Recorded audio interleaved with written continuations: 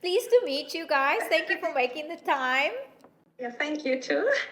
Awesome. So yes, you guys are looking to finance property in a trust. Is it just the two? I haven't gone into the documents yet, but is it just the two of you that are the main trustees, I believe, eh? Okay. There isn't really, at the moment, we can go up to 100% loan to value for trusts and for entities. There isn't a hard set rule in place where it used to be the case where if you're self-employed, if you're buying in an entity, you have to have a deposit. These days, we've pretty much seen banks are willing to fund up to 100% no deposit home loan.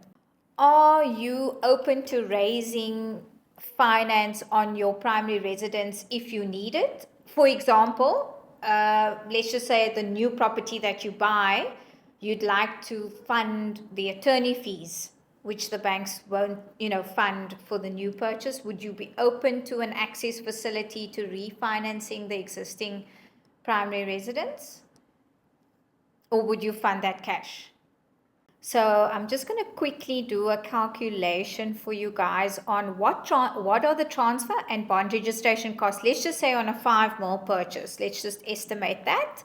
I'm basing this on the fact that there's a no deposit required.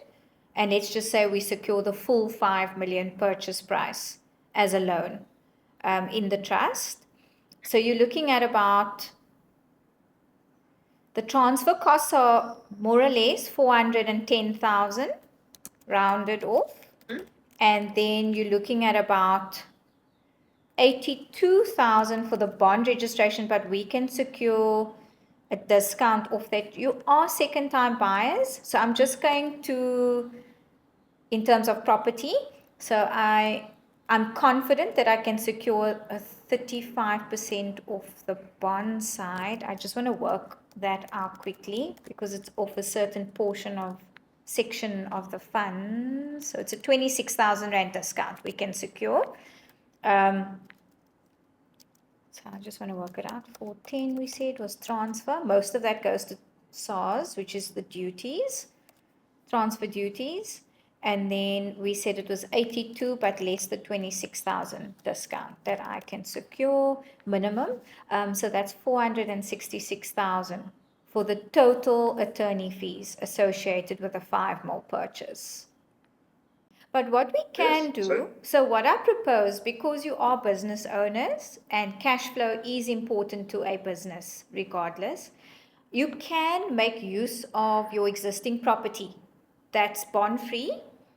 We can at the same time that we apply for the new property, we can raise, let's say, the 500,000, just to replenish that cash savings net that you have, raise it as an access bond, right, on your existing property, but keep it in there as a savings and only utilize it in the event that you need it. It's not something that you have to maybe pay on and use if you don't necessarily have to. So use your cash if you want to support the purchase up front, but then also raise that 500,000 just as that facility, emergency, facility that you have for the business. And it's at a low interest. Yeah. And it's over 20 years, so the repayments are minimal. It's not like a business overdraft, which comes at a ludicrous rate, and it's high installments and things like that. So it's just a nice way to cushion the blow. Most people do that, and they just keep it in the access. You just got to utilize a little bit at a time. So maybe draw out just to keep it active. Because remember, the access facility is based on your affordability. So some clients leave it untouched for like 6 months, and then some banks actually freeze it and say you have to reapply for it. So just important to note that maybe, use 5,000 Rand of it for a business expense that you have every month, and then just replenish it, just make sure it's active. And Standard Bank has really great access facilities as well. They have a nice access facility where you can have that access facility there, right? And let's just say you use 100,000. Let's just say you took 100,000 out because you needed to fund something in the business and something came up. So now you have 400,000 remaining, right? And you're paying only now on the 100,000 used. So only on that installment. But some of the other banks, they will charge you for the full facility because it's there, it's available to you, because you have access to use it at any time, So that's just something to note, that they have a little bit of an extra access facility. Yeah, no, they have really great. I will just say the access facilities at Standard Bank are top notch. So in the meantime, I think let's do the exercise where I work out. Are we good for that 5 million? Is everything in place? The salaries are good. The expenses look healthy. Yes, we can secure that 5 mil. So I think let's run that exercise with the paperwork. So usually, just to give you an idea of how it works with the affordability calculation for an installment of, let's just call it 50,000 Rand a month. I mean, at the current prime rate, let's just see what an installment will come to. Monthly repayment.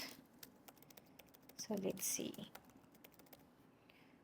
In fact, I'm dealing with an application at the moment as we speak. Clients are raising finance on the existing property and purchasing a new one.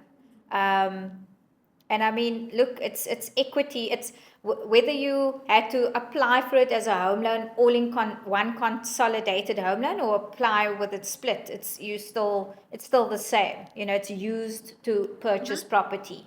It's just doing it also in a better way in terms of interest rates, because if the bank for first-time buyers has to look at it, costs plus your purchase price, if you were first-time buyers, the interest rates are so much higher.